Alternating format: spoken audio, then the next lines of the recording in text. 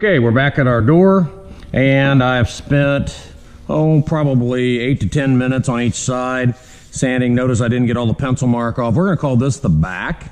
The reason I'm going to make this the back, I've got some planar areas here on this run that on this board that I don't want to show. Right here, I've still got a little imperfection. I don't want that to show, so I'm going to make this the back.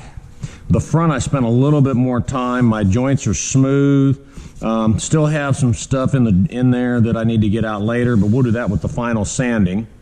What we're going to do now is we're going to end up using what's called a cove bit.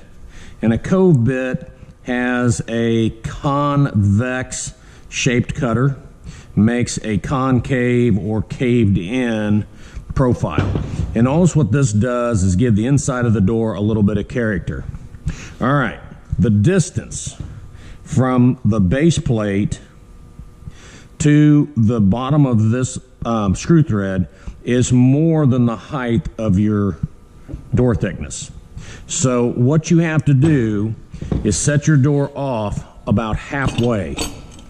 This is definitely a C-clamp operation. Do not use quick grips.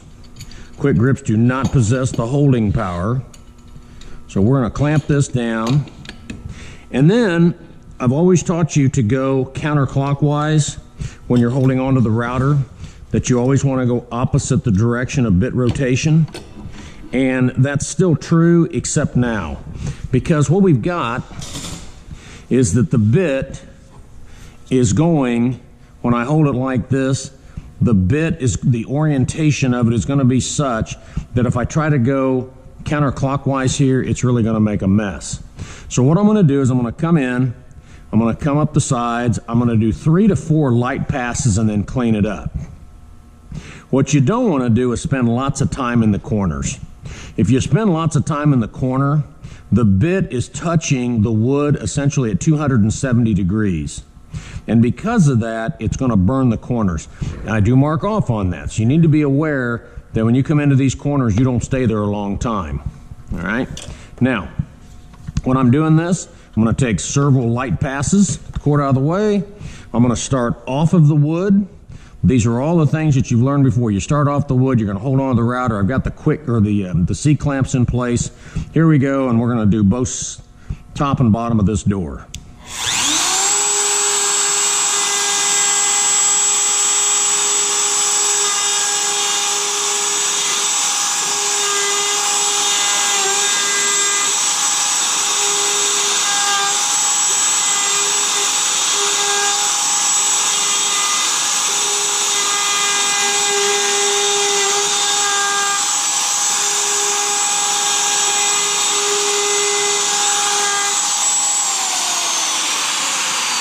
I'm going to let the router completely settle down, calm down, it'll stop moving, and then I'm going to flip this over. You can see I did not get any burns into those corners. Now I'm going to flip it around. If you have a really large door, it's sometimes better to do a side at a time because you just can't get everything to hang off at once.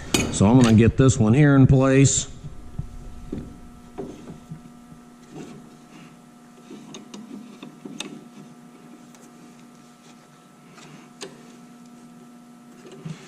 The quick grips, if you try to use those right now, the only thing you're going to do is they'll vibrate loose. They're just not a good clamp for this.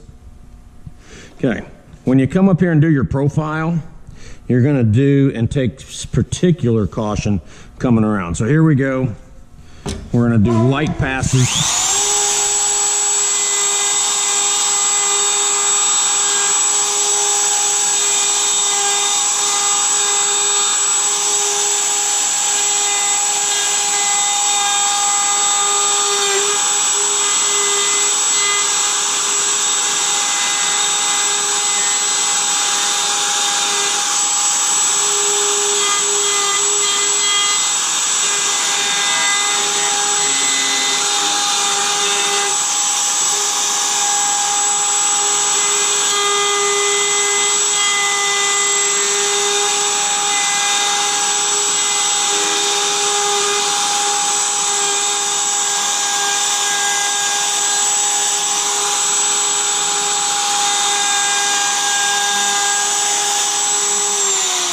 Okay, As you can see, I don't have any burns. I didn't chip any of the points of my profile off.